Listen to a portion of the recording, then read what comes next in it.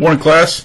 Hey, it's Mr. Stewart, and on this beautiful, rainy, and cool morning in the spring, looks like you're not going to be able to get out and do a whole lot today, so I expect to see a lot of work in the course today. We'll see how that progresses. All right. This mini lecture this morning is on Chapter 13, which, of course, this is week 13 of the academic semester, so we have basically only about 3 weeks or so left in the course, and so you can see the finish line at this point. So up to this point, we've really talked about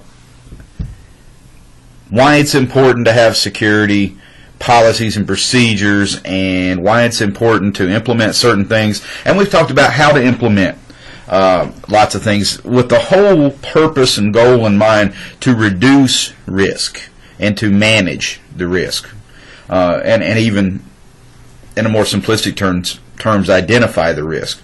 Well, starting with this chapter, we're going to start thinking about risk management a little bit differently, and we're going to approach it from the point of once you have done all of the previous things that we've talked about in the course,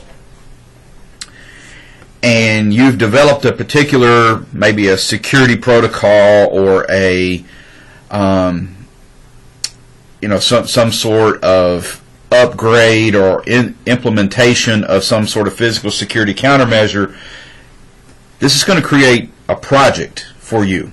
And so this chapter is giving us some insight into kind of the ins and outs and issues surrounding project management.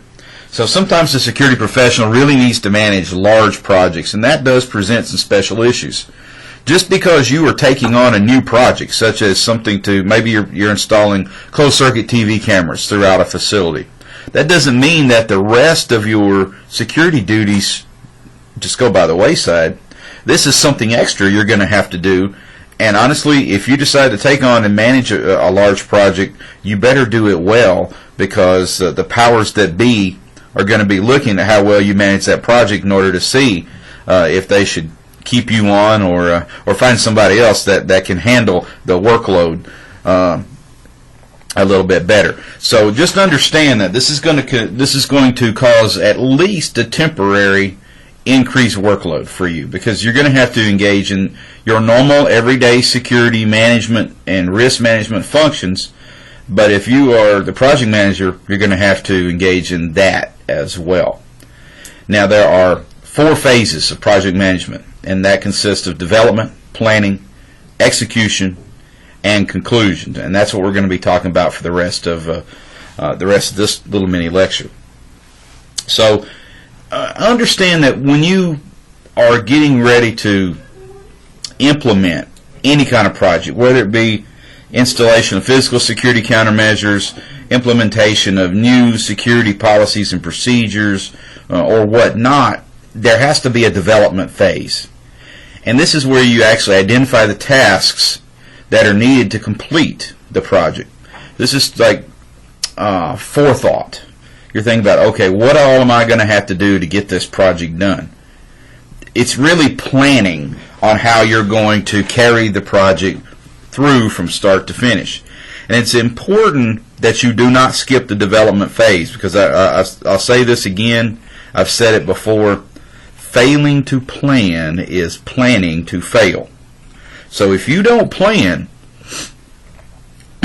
on how you're going to implement this project, something's going to go wrong with it. I'll give you a case in point. I happen to serve on the church council for the church where I attend. And one of the things that the church decided to do before I actually started going there, this is something that they've had in the works for a couple, 3 years, is a new building that will consist of a fellowship hall, a gymnasium, a commercial kitchen, and some classrooms. 12,000 square feet. So it's a very large building. Well, the only person at the time who was going to church there that had any expertise in that, he didn't have a lot of expertise, and the gentleman stepped up and said, I'll take the project on, and I'll try to develop the project. Well, they came up with a plan. They came up with a floor plan. They came up with where they wanted to put the building. They ran into some snags with the state building commission, the fire marshal's office. They got those things worked out. And originally, the building, the church was assured that the building would be turnkey at $150,000. And right now we're setting at $135,000 that has been spent, and the only thing we have up is a shell with no power, no sewer. It does have water, but it has nothing finished on the inside. Not even heat and air. So we've got about $15,000 left in the budget, and probably $80,000 or $90,000, if not more, worth of work to complete. And the reason is that there was insufficient planning during the development phase. What ended up happening was they kind of threw something together and they ran with it. And they didn't really think the development phase through. And what's it going to do? It is going to cost the church a lot more money to completely implement this project. I mean, they can't just let it sit there, because then it does absolutely nothing, and they still have to pay for it. So they're either going to have to come off with some more money, or they're going to have to figure out some other way, get some donations or something in order to finish the building. So what the development phase consists of is defining the priority and the order of tasks. If you order your tasks, you're much more likely to get more bang for your buck. That was something they didn't do in that building project I was telling you about.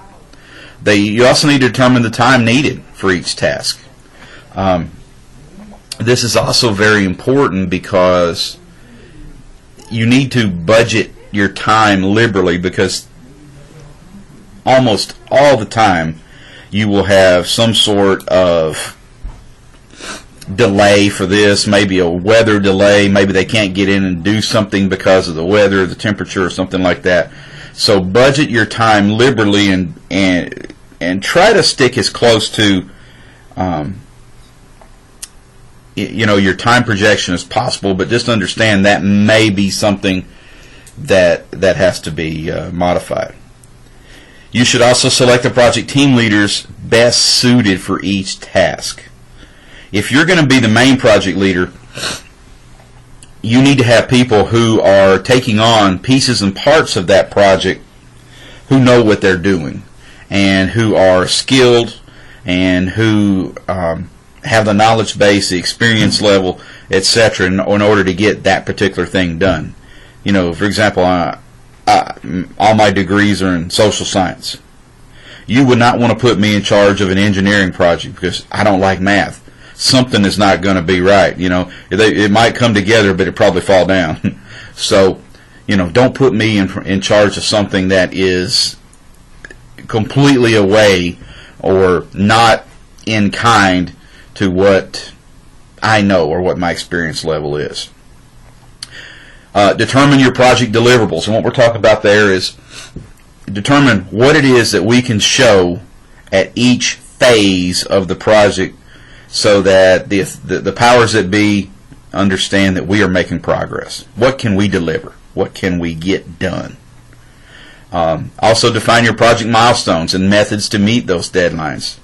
That's kind of going along with the project deliverables. Maybe those deliverables might be some of the milestones. Maybe finishing 3 deliverables is considered a milestone. Whatever. So not only do you need to define those, but you need to figure out how you're going to get there. And then, of course, the development phase is also your cost projection. Now, understand that probably 9 out of 10 times your cost projection is going to be off, because due to delays, due to changes in how much things cost, how much materials cost, changes in labor cost, maybe it takes more time to get something done, and of course you got to pay for everybody's time that's working on the project. More oftentimes than not, you're going to be a little low on your costs. So I would say budget that as liberal as possible, and try to build in some cushions for any cost overruns in that project. If you don't do that, you may be stuck in the middle of the project with an exhausted budget, and then you have to go back to the powers that be and try to justify why they need to give you more money to finish this thing. So you need to be thinking about those types of things and try to build some cushion into that right at the outset. right during this development phase. So that's a lot to say and a lot of things to do during that phase. But let me tell you, the time you spend in the development phase will make every other phase go much more smoothly, because you will have estimated and thought about and projected all of the different possibles. At least you should have, if you did the development phase correctly. Okay, let's move on to the next phase, planning. Once development is done, that's when you really get serious about planning. And now development is planning, but it's not planning that is actually doing anything at the moment. It's simply planning in order to get approval on the project so that the powers that be can give you the approvals necessary. So once the initial development is complete, approvals are granted from the powers that be that the project can proceed, then you need to plan on exactly how the project's going to work. This may be extensive and time-consuming, or even simple and streamlined, just depending upon how large or how small the project is. This is where you also begin the scheduling process for personnel and time needed for the execution phase of project management. Scheduling and understanding time are very important pieces of this particular puzzle, because you want to try to get off with as little labor as possible and as little time as possible, because you want this project implemented as quickly as possible. Now, some projects will simply just take longer than others. Some of them are long-term projects. Some of them are things that can be done really quickly. So it just kind of is situation specific in regard to how many people and how much time is going to be necessary to execute the project. You also need, at this point during the planning phase, is to find and obtain whatever resources you're going to need to execute the project. You don't want to start the project until you have what you need in hand or on the way, at the very least, in order to complete the project. I'll give you another example in regard to that church building. They went out and they decided that here's the size building we need. They ordered the building. The building was delivered in September of 2013, and it sat outside. Now I'm talking about a steel building. It's all pieces and parts, but it's metal, right? And metal exposed to the weather will begin to rust. So they delivered the building in September. Of course, we had bad weather not very long after that, so they actually did not get to erect the building until right around the last 2 weeks in March. So the building sat outside in the weather from September to March. Now, I don't know if it really made a difference, but I guess you could look at it one of two ways. When they got ready to put the building up, it was there. But when it was there, while it was there was some rust issues on some of the steel. There were a couple things that were, when they erected the building, there was a couple things that were wrong, and the company that sold the building said, well, we sold you that building, and in August it was delivered in September, and you should have notified us before now. And so the project manager, who really shouldn't be a project manager, said, well, it's been sitting in our parking lot. You're waiting to get all these things done so we could start the erection process. And now they're going to make the problem with the building good. They're going to fix it. It's not going to cost us anything, but it delayed us even more because we didn't plan well enough. We didn't have things lined up to know when we were going to do this and when we were going to do that, and even build in a small cushion. We just kind of haphazardly did things, and that's one of the things that caused them to be almost exhausted budget with only half a building done, is really what it amounts to. So you need to find and obtain what vital resources you need during the planning phase before you ever start execution. However, there are certain things that you may need to time the delivery of, because you don't want them stored for a long period of time or to possibly be stolen if they're not whatever the physical things are that may not be immediately installed. And this is where you sort the project's financial aspects. This is where you are really looking at the finances very closely and making any last-minute corrections, going back to the powers that be, going back to whoever is your budgeting authority, and saying, okay, the development phase was an estimation. We've done a lot more planning. We've done a lot more work. Here's what we think it's really going to cost. There's a little bit of difference. Most of the time, that's something they're going to be expecting. But if you tell them that you're going to have a turnkey project at $150,000 and you exhaust that $150,000 and you're halfway through the project, you've got the powers that be and the budgeting authority between a rock and a hard spot at that point, because they're thinking, if we give you more money, is that good money spent after bad? Or if we don't, we've got a half-finished project that's not going to help us. And so a lot of times it's even 6 one, half a dozen the other. So just understand, these things need to be done during the development and the planning phase, not during the execution phase of the project. Finally, the third phase of project management is execution. And this is where you implement the project plan. This is where you take that plan that you had in the last step and you begin to implement it. You begin to do it. You begin to execute it. This is where you put into motion what that plan is. Whatever it is, if it's implementation of policy and procedures, if it's installation of some sort of new hardware, software, or combination thereof, lighting, whatever, this is where you're actually putting the stuff up and you're trying it out, making sure that it's working. This is the focal point of everyone involved in the project. Up to this point, people may have met a couple times. They've probably had their own little piece of the puzzle to put together. But during the execution phase is when everybody gets together and everybody's making sure all of these pieces fit the way they're supposed to. And if they don't, then you got to go back to the drawing board and try to figure out why and fix it. So the execution phase includes project team meetings, the actual on-site work, management of whatever resources necessary to get the project successfully completed, ensuring quality control and assurance. And what we're talking about there is making sure that, hey, what you ordered is right, what work is being done is correct, it's not shoddy, and it's on target to work the way it's supposed to work. And then you also have to understand that there's quite a bit of documentation involved in the execution phase, because this is where you're saying, this is done, that's done, here's what money we spent, here's what money we have left. This is where you really have to keep an eye on your budget during the execution phase, because I'll go back to that church building I was talking about. The guy who's the project manager just went out last week and spent $2,100 on light fixtures for this building.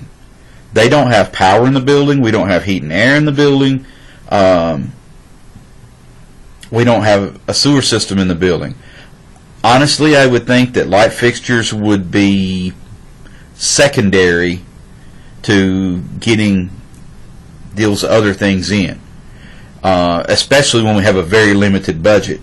We've only had, like I said, we only had about $16,000 left in the budget, and you go spend $2,000 on light fixtures before you even get power or sewer to the building. No. So this would come under quality control and assurance. Again, and it's also due to the poor planning in regard to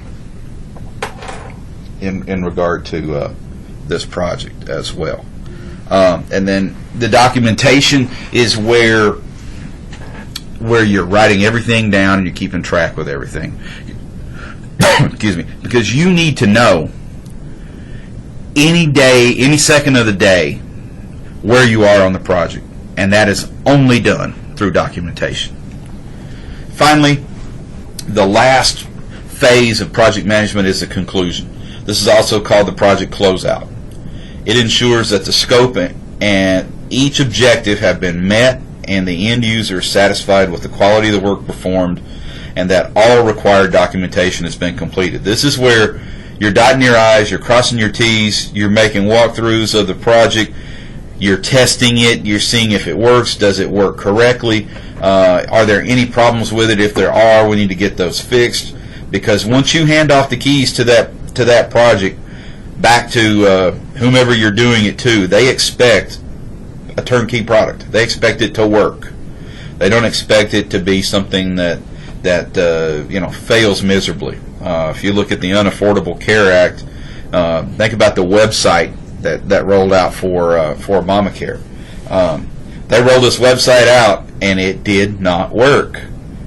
The project manager for that has to be one of the more inept people ever.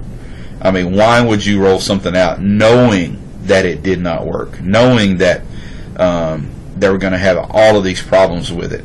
And I think the last number I heard was that when the website rolled out, it was 20% complete. So you put a website out, you pull it up on the internet, you're supposed to be able to do something with it, and you can go nowhere. It's just something to look at. It's not anything you can actually use. So what you don't want in project management is just having something to look at that you cannot use, because you will more than likely be replaced by somebody that can get the job done. So if you decide to take on managing a large project, remember these 4 phases, and one phase builds off the other. You don't want to jump into execution without development and planning. You don't want to jump into planning without development. You don't want to jump into just making sure it all works before you've even effectively planned and effectively executed. So these are an ordered list of phases. You have to do development first, and then you plan, then you execute, and then you conclude. At the conclusion of the conclusion, this is where you have delivered exactly what you said you would. It works, and the powers that be that you delivered that product to are happy with it. The end user is satisfied. Make sure you read this chapter very closely. Again, it's not a hugely long chapter. It has a lot of information in it. If you have any questions, make sure you reach out and ask those questions. And I'll see you guys in the discussion boards. And make sure you're getting your weekly assignments turned in. I'll see you next week. Bye-bye.